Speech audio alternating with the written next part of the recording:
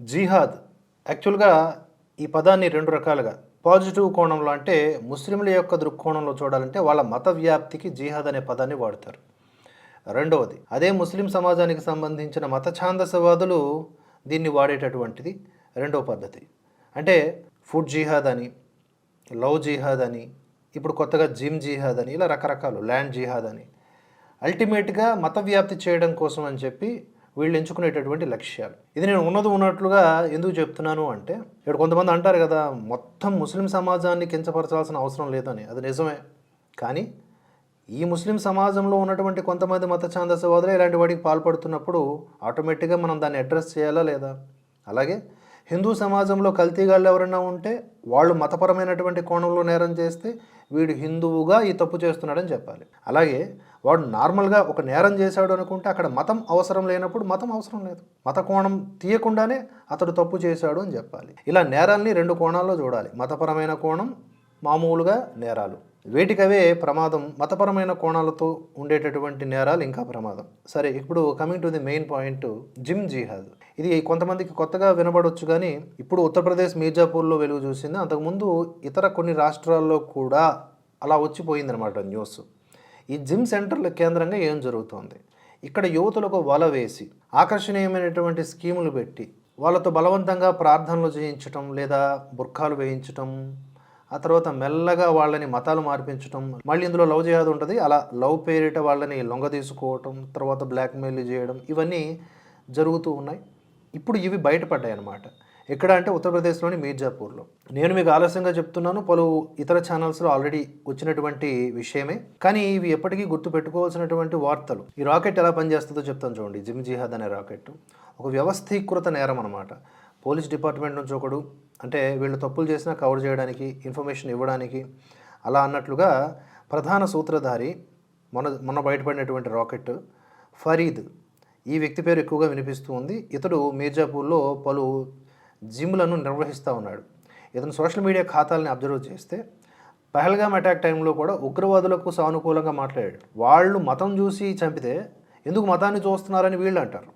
అంటే ఈ ఫరీద్ గాడ్ లాంటి వాళ్ళు అంటారు అనమాట. మేము ఒప్పుకుంటాం ముస్లింలందరూ మతోన్మాదులు కాదు, ముస్లింలందరూ ఉగ్రవాదులు కాదని. కానీ ఆ ఉగ్రవాదులు ఎవరైతే ఉన్నారో చెబుతున్నటువంటి మతం ఇస్లాం మతమే కదా. అలాంటప్పుడు ఆక్షేపణీయమే. ముస్లిం మత పెద్దలందరూ ముందుకు వచ్చి ఇటువంటి వాళ్ళందరూ బ్రెయిన్ వాష్ కాకుండా చూడాలి. అలాంటి వాళ్ళకి నేటి ముస్లిం యువత దూరంగా ఉండేలాగా ఎడ్యుకేట్ చేయాలి. అది మీ బాధ్యత.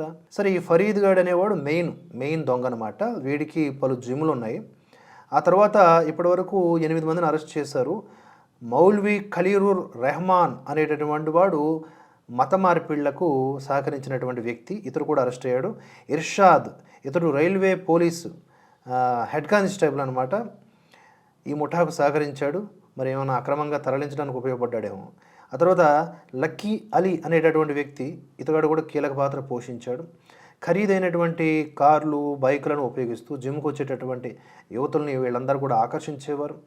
మొదట యువతలతో చనువు పెంచుకొని వారికి తెలియకుండా ఫోటోలు, వీడియోలు తీసేవారంట. కొన్నిసార్లు బుర్ఖా వేయించేవాళ్ళంట. ఆ తర్వాత బ్లాక్మెయిల్ చేసేవాళ్ళు. చనువుగా ఉండేటటువంటి ఫోటోలని, వీడియోలని చూపించి బయట పెట్టేస్తామని చెప్పి అలా కొంతమంది లొంగిపోయేవారు, కొంతమంది పెళ్లిళ్ళు చేసుకునేవాళ్ళు, ఆ తర్వాత కొంతమంది శారీరకంగా బాధపడేవారు.